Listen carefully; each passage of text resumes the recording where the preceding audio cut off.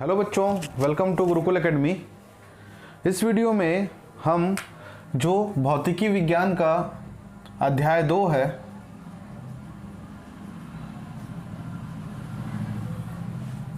जिसका नाम है आपका विद्युत विभव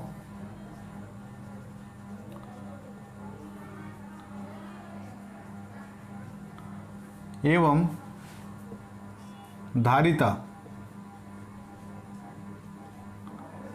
okay, electric current and capacitance. तो अगर आप चैप्टर 2 पढ़ना चाह रहे हैं तो उससे पहले आपको जो चैप्टर 1 है विद्युत आवेश है ना, चार्ज और आवेश, जो आपका अध्याय 1 है उसको आपको पढ़ना पड़ेगा। ठीक है, उसके बिना हम चैप्टर 2 स्टार्ट नहीं कर सकते। ठीक है, तो स्टार्ट करते हैं आज हम लोग विद्युत विभव एवं धारिता, इलेक्ट्रिक पोटेंशियल एंड कैपेसिटेंस। तो स्टार्ट करने से पहले आप लोग मेरे चैनल को सब्सक्राइब करें, बेल आइकन को प्रेस करें। मैं इसी तरह से छत्तीसगढ़ बोर्ड के जितने भी विषय हैं उनके अपडेट देते रहूँगा और फिजिक्स के चैप्टर्स को हम लोग यहाँ पे पढ़ते रहेंगे। ठीक है, तो स्टार्ट करते हैं विभव। तो विभव आपको समझने से पहले विभव क्या होता है ये आपको मालूम होना चाहिए। ओके, विभव होता क्या है, इसको हम लोग इंग्लिश में क्या बोलते हैं, पोटेंशियल। ओके, तो विभव से क्या तात्पर्य है, आप लोगों को क्या समझ में आता है। अगर आपको बस डेफिनेशन आता है विभव का तो वही काफ़ी नहीं है, विभव को समझना पड़ेगा आपको, उसके बाद आप डेफिनेशन खुद बना सकते हैं। ठीक है, तो समझते हैं हम लोग विभव को। सबसे पहले आप समझ जाइए कि दो पिंड हैं ए और बी। ओके, यहां पे कुछ चार्ज है और यहां पे कुछ चार्ज, इसका कुछ आवेश है और इसमें कुछ आवेश की मात्रा है। तो आप क्या करेंगे, इसको एक कंडक्टर से कनेक्ट करें। हमने कंडक्टर से एक जोड़ दिया। ठीक, अगर हम बोलें कि इस जो बॉडी है, ये जो बॉडी है, इसमें जो चार्ज है वो 50 कूलाम है या 150 कूलाम, आप मान लो इस बॉडी की जो आवेश की मात्रा है वो 150 कूलाम के बराबर है और इसमें 50 कूलाम के बराबर। ठीक है, तो आप कैसे इसको बोलेंगे कि आवेश का जो प्रवाह है वो कहाँ से कहाँ की ओर होगा। जनरली बच्चे क्या करते हैं, आवेश का प्रवाह होगा ए से बी की ओर। ठीक है, तो अगर हम इसको और अच्छी तरीके से समझना चाहें तो हम एक एग्जांपल लेके समझते हैं। आप बताइए, एक वाटर टैंक है, पानी की टंकी है, उसके बाजू में एक और पानी की टंकी है। ठीक है, इस पानी की टंकी में अगर पानी है कितना, 150 लीटर, और इसमें पानी है कितना, 50 लीटर। ठीक है, तो मैंने इसी के हिसाब से बना लिया, 50 कूलाम का चार्ज था तो 50 लीटर, और ये 150 कूलाम का चार्ज था तो 150 लीटर। हम एक पाइप से ये दोनों टैंक को कनेक्ट कर देते हैं। ठीक है, अब बताओ जो वाटर का फ्लो है, पानी का प्रवाह किस टंकी से किस टंकी की ओर होगा। माना ये टंकी हमने ए मान लिया और ये बी मान लिया, तो इसमें बच्चों आप लोग बोलोगे प्रवाह है वो बी से ए की ओर होगा, क्योंकि यहाँ पानी का जो लेवल है वो ज़्यादा है तो इधर ही जाएगा। स्वाभाविक सी बात है, आप लोगों को लग ही रहा होगा। ठीक है, तो आप कैसे करेंगे इसको, इससे आपको क्या समझ में आता है, जो वाटर फ्लो है वो किस पे डिपेंड करता है, वाटर फ्लो किस में डिपेंड करता है, लेवल पे, लेवल ऑफ वाटर पे। पानी का अगर लेवल ज़्यादा है तो पानी ऊपर के लेवल से नीचे की ओर प्रवाह होगा, ये तो आपको मालूम ही है। ठीक है, तो हम जब विभव पढ़ेंगे तो विभव में आपने कहा कि ए से बी की ओर आवेश का प्रवाह होगा, तो ये ऐसा नहीं है। आवेश का प्रवाह इसमें जो विभव की मात्रा है उस पर डिपेंड करेगी। माना यहाँ पे जो विभव की मात्रा है 50 वोल्ट है, यहाँ जो विभव की वैल्यू है 50 वोल्ट है और यहाँ पे विभव की वैल्यू है 20 वोल्ट। ठीक है, तो अब आप क्या बोलेंगे, जो विभव का ट्रांसफर कहाँ से कहाँ तक होगा, 50 वोल्ट से 20 वोल्ट। या जो आवेश होगा वो ए से बी की ओर जाएगा, क्योंकि विभव उच्च विभव से निम्न विभव की ओर आवेश का प्रवाह होता है। तो इससे हमको क्या समझ में आता है, जो विभव है वो क्या बताता है, आवेश की दिशा बताता है। क्या बताता है, आवेश की दिशा। ठीक है, तो आपने इतना समझ गया कि विभव क्या होता है, जो आवेश की दिशा बताता है। डायरेक्शन ऑफ चार्ज कौन बताता है, विभव बताता है। ठीक है, अब देखो, अब विभव को हम अच्छे से डेफिनेशन में पढ़ते हैं, ये एग्जांपल के तौर पे था। अब देखो,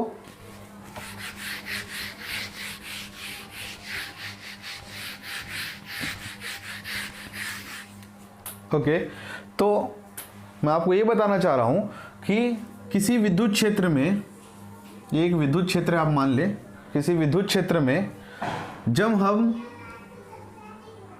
कोई एक टेस्ट चार्ज है ना, परीक्षण चार्ज, टेस्ट चार्ज, जिसकी वैल्यू क्या होती है, हमेशा ये पॉजिटिव होता है, आपको मालूम है। ओके, ये टेस्ट चार्ज को हम कहाँ लेके आएंगे, इस विद्युत क्षेत्र में लेके आएंगे। तो यहां तक लाने में जो कार्य करना पड़ेगा W, वो होगा आपका विभव या पोटेंशियल। ठीक है, यहां तक समझ में आप लोगों को कि विभव क्या होगा, किसी एकांक आवेश को या कोई टेस्ट चार्ज को हम कहाँ लेके आएंगे, विद्युत क्षेत्र में लेके आएंगे, तो जितना कार्य करना पड़ेगा वो आपका विभव कहलाएगा। इतना आपको समझ में आ गया। अब देखो, अब ये जो टेस्ट पार्टिकल कहाँ पे है, ये अनंत में है। ओके, तो अनंत से, अब परिभाषा देखेंगे, अनंत से किसी एकांक आवेश को विद्युत क्षेत्र में लाने पर किया गया कार्य क्या कहलाता है, विभव कहलाता है। ठीक, और एक बार देख लें, अनंत से किसी एकांक आवेश को विद्युत क्षेत्र में लाने के लिए किया गया कार्य विभव कहलाता है। अब विभव का डेफिनेशन क्लियर हो गया आप लोगों को। अब देखो, जो विभव होता है, जो पोटेंशियल होता है, दो प्रकार का होता है। ठीक है, ये बस नाम याद रखें, एक होता है धनात्मक विभव और दूसरा होता है ऋणात्मक विभव, पॉजिटिव पोटेंशियल और नेगेटिव पोटेंशियल। अब धनात्मक विभव क्या होता है, ऋणात्मक विभव क्या होता है, इसका परिभाषा के तौर पर देख लें कि एकांक आवेश को अनंत से विद्युत क्षेत्र में लाने के लिए बल के विरुद्ध किया गया कार्य धनात्मक विभव कहलाता है, और बल के द्वारा किया गया कार्य ऋणात्मक विभव कहलाता है। ठीक है, आप डेफिनेशन लिख लेंगे कि अनंत से किसी एकांक आवेश को विद्युत क्षेत्र में लाने के लिए बल के विरुद्ध किया गया कार्य धनात्मक विभव कहलाता है, और बल के द्वारा किया गया कार्य ऋणात्मक विभव कहलाता है। ठीक है, तो विभव क्लियर हो गया, विभव की परिभाषाएं क्लियर हो गई। अब विभव के हम लोग देख लेते हैं यूनिट या मात्रक। ठीक है, अब देखो, विभव को हम लिख सकते हैं। ठीक है, अब एकांक आवेश को विद्युत क्षेत्र में लाने के लिए किया गया कार्य क्या होता है, विभव होता है। तो विभव बराबर होता है W/Q, कार्य बटा आवेश। ठीक, अब देखो, अब अगर हम इस आवेश का मान 1 रख लें, Q की वैल्यू 1 कूलाम रख लें, तो विभव क्या हो जाएगा हमारा, W के बराबर हो जाएगा। तो इसके लिए एक परिभाषा बनेगा कि एकांक आवेश की जगह पे आप 1 कूलाम आवेश को अनंत से विद्युत क्षेत्र में लाने के लिए जो किया गया कार्य होता है वो विभव के बराबर होता है। ठीक, अब विभव के मात्रक होते हैं, विभव का मात्रक होता है वोल्ट। ठीक, अब हम लोग इसका 1 वोल्ट का डेफिनेशन देख लेते हैं और आप लोग डायमेंशन में निकाल लेंगे। ठीक है, 1 वोल्ट का डेफिनेशन देख लेंगे। 1 वोल्ट क्या होता है, अगर Q आवेश की मात्रा 1 कूलाम हो और वर्क कितना हो, 1 जूल के बराबर हो। ठीक है, तो V क्या हो जाएगा, 1 वोल्ट के बराबर होगा। तो इसके लिए जो परिभाषा बन जाएगी कुछ इस प्रकार से बनेगी कि 1 कूलाम आवेश को अनंत से विद्युत क्षेत्र में लाने के लिए 1 जूल कार्य करना पड़ता है, तो विभव उसका क्या हो जाएगा, 1 वोल्ट हो जाएगा। यहां तक समझ में आया आप लोगों को। ओके, आगे बढ़े। ओके, अब देखो विभवांतर।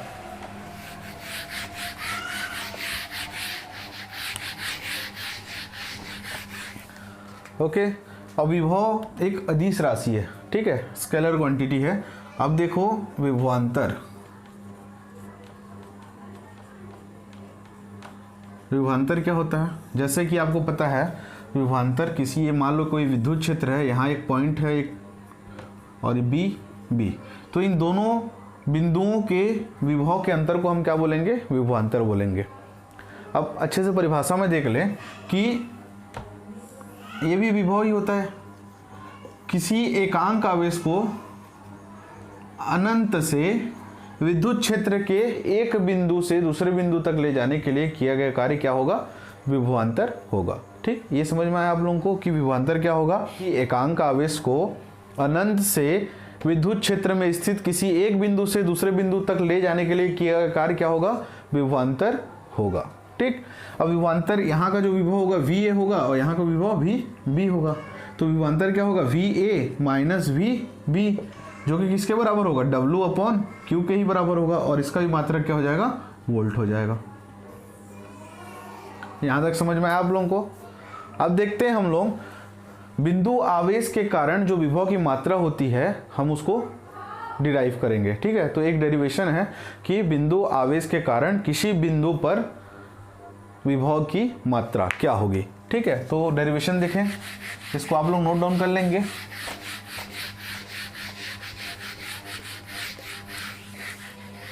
ओके, तो बिंदु आवेश के कारण किसी बिंदु पर विभव की मात्रा निकालने के लिए आप सबसे पहले क्या करेंगे? हेडिंग डालो, बिंदु आवेश के कारण किसी बिंदु पर विभव। ठीक है, तो बिंदु आवेश के कारण किसी बिंदु पर अगर हम विभव निकालने जाएं तो कैसे कैलकुलेट करेंगे? सबसे पहले आप मान लें कि कोई एक चार्ज है, कोई एक बिंदु है जहां पे चार्ज क्या है? +Q है। ठीक, अब देख लें कि इसका जो विद्युत क्षेत्र बनेगा, यहां कहीं बनेगा विद्युत क्षेत्र, चारों ओर बनेगा। अगर चार्ज Q है तो इसका विद्युत क्षेत्र चारों ओर बनेगा, तो हम ये वाला विद्युत क्षेत्र मान लेते हैं। यहाँ पे कोई बिंदु है P। ओके, तो हमको इस आवेश के कारण बिंदु P पर विभव निकालना है। ठीक है, इस आवेश के कारण बिंदु P पर विभव निकालना है। तो यहाँ आप मान लीजिए कोई टेस्ट चार्ज है या एकांक आवेश है जिसको हमको लेके आना है। ओके, तो आप मान लें कि इसी विद्युत क्षेत्र पे दो बिंदु हैं A और B, जिनके बीच की दूरी क्या हो जाएगी? अब स्मॉल डिस्टेंस है तो इसको dx मान लो। यहां तक समझ में आया? अब देखो ये जो दूरी है इस बिंदु से इस बिंदु तक की दूरी, इसको आप मान लें d या r भी मान सकते हैं। मैंने यहाँ पे d एज्यूम किया है। ओके, यहाँ तक समझ में आया आप लोगों को? अब बनाते हैं, इसको सॉल्व करते हैं। तो इसका जो वर्डिंग आप लोग लिख लेना, किसी आवेश +Q द्वारा जो विद्युत क्षेत्र उत्पन्न होता है वहां पे स्थित किसी बिंदु P पर विभव की मात्रा निकालनी है। तो माना कि उसी विद्युत क्षेत्र पे दो बिंदु A और B है जिनके बीच की दूरी dx है। तो सबसे पहले हम करेंगे कि एकांक आवेश को बिंदु B से बिंदु A तक लाने में किया गया। इतने छोटे जगह पे जब हम लोग उस आवेश को यहाँ से यहाँ ट्रांसफर करेंगे तो हमको कितना कार्य करना पड़ेगा, हम उसकी कैलकुलेट करेंगे। तो बिंदु B से A तक लाने में किया गया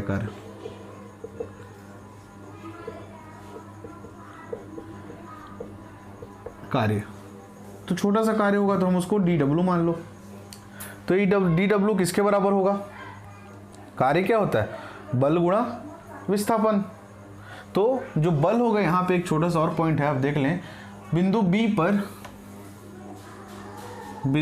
पर जो विद्युत क्षेत्र की तीव्रता होगी, विद्युत क्षेत्र की तीव्रता E, वो क्या कितनी होगी? 1/4 पाई एप्सिलॉन नॉट Q आवेश है अपॉन यहाँ से यहाँ तक की दूरी। हमने मान लिया ये दूरी, आवेश से B तक की दूरी हमने x मान लिया।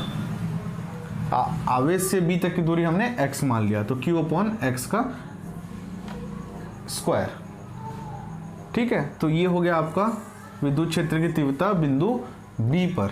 तो यही बल भी होगा, बिंदु बी तक जो बल कार्य करेगा वो विद्युत क्षेत्र की तीव्रता के बराबर होगा। तो बिंदु बी से बिंदु ए तक आवेश, एकांक आवेश को लाने में किया गया कार्य dw किसके बराबर होगा? बल गुणा विस्थापन। तो बल क्या है? यहाँ पे E है, अब विस्थापन क्या हो रहा है? इतना विस्थापन हो रहा है, तो dx। यहाँ तक समझ में आया? अब आप क्या करेंगे कि बल गुणा विस्थापन हो गया, अब बल की वैल्यू आप रख लेंगे।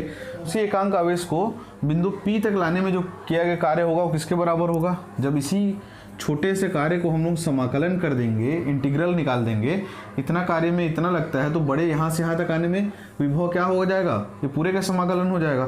तो किया गया कार्य यहाँ पे लिख लेंगे आप लोग कि एकांक आवेश को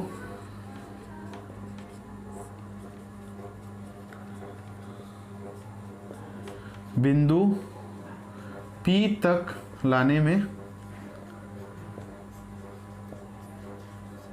किया गया कार्य वो किसके बराबर होगा? जब आप इसका समाकलन करेंगे तो W बराबर इंटीग्रल ऑफ dw।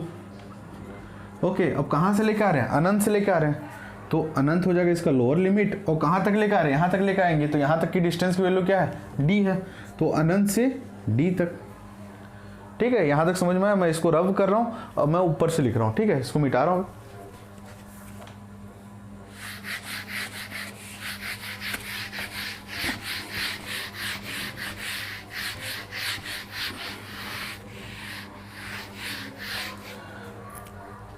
लाने में क्या कार्य इतना होगा, तो लिख लो W बराबर integral of limit to infinity to dw। ठीक,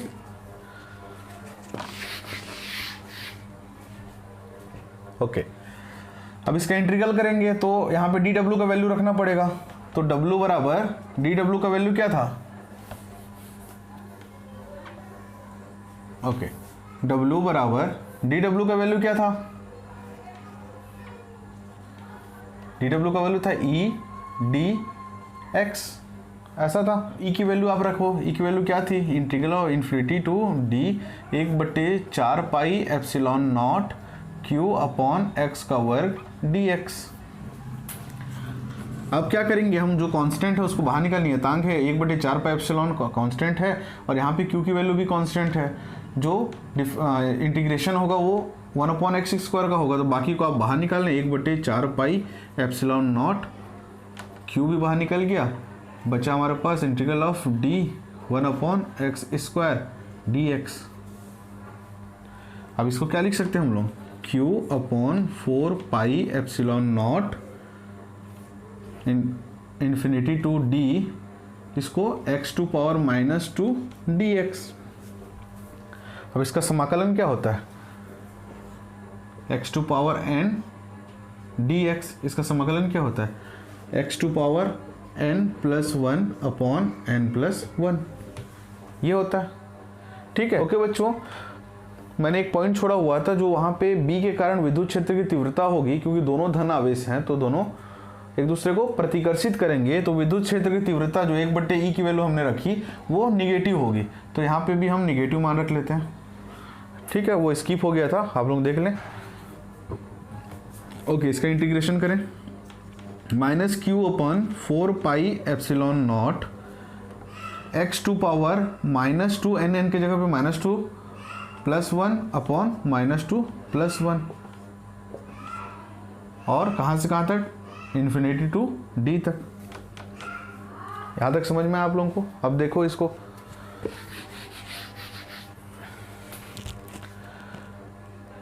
इसकी वैल्यू क्या हो जाएगी? x⁻−1 हो जाएगी, और यहाँ पे -1 हो जाएगा, लिख लो। तो किया गया कार्य होगा ऋण q/4 pi epsilon naught x⁻−1 upon -1 infinity to d। अब ये -1 +1 हो जाएगा, तो क्या बचेगा हमारे पास? q/4 पाई एप्सिलॉन नॉट, और x⁻−1 है मतलब वो 1/x है, infinity to d। q/4 pi epsilon naught, इसको अब लिमिट लगा दें, 1/x है तो पहले अपर लिमिट, तो 1/d माइनस लोअर लिमिट 1/∞। तो आपको सबको मालूम है 1/∞ का वैल्यू क्या होता है, 0 होता है, 0 रख दें।